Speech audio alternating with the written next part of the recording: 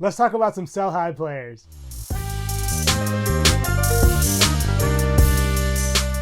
First on my list is Dennis Schroeder. Schroeder was walking into a great situation in Toronto with Fred VanVleet leaving in free agency and the Raptors needing a ball handling guard who's also a playmaker. And up until now, Schroeder has been delivering. He's averaging around 14.5 points per game, nearly 3 rebounds, a career high 7 assists. He's also getting 1 steal and knocking down 1.6 3-pointers per game. Unfortunately, I think his best days are behind him. He's been starting most of the year, up until recently when Gary Trent Jr. overtook him in the starting lineup. And with the Raptors bringing in RJ Barrett and Emmanuel Quickley, I think Schroeder's role is only going to continue to decrease. He's been averaging around 32 minutes a game, and I think he'll settle in closer to 25 to 27 minutes when it's all said and done.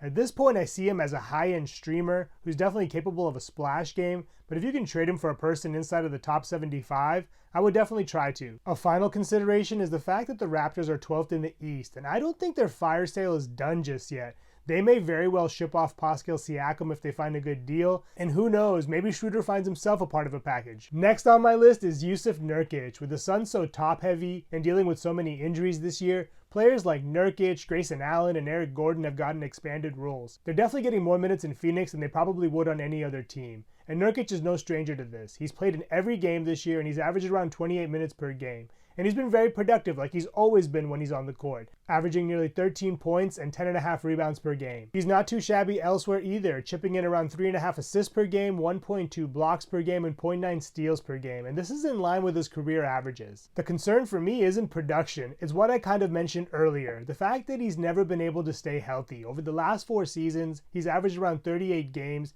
and he's had an array of injuries, ranging from calf strains all the way to a leg fracture, so I just don't trust his injury history, and if you can trade him now while his stock is high and he's healthy and getting a lot of minutes for someone inside of the top 50 perhaps, I would strongly consider it. Last on my list is John Collins. With the Jazz having so much depth in the front court between Lauri Markkanen, Kelly Olynyk, Walker Kessler, and even Simone Fontecchio, I think Collins is a depreciating asset. He's currently averaging around 13.5 points per game, nearly 8 rebounds per game, knocking down 1.4 3-pointers per game, and also getting 1.5 stocks per game. The problem is I think this is his ceiling. And with the logjam in the front court, I have to think his role is only going to get smaller as the season goes on. If you look at the numbers, Collins has actually been trending the wrong way for about a month now, and with Simone Fontecchio improving his play and being on his heels, I think if you can trade him now for a player inside of the top 75, or maybe package him with someone else for someone inside of the top 50, I would really think about it. Those are 3 players to sell now. Thank you so much for watching. Please subscribe and let me know which players you think we should sell now in the comments below.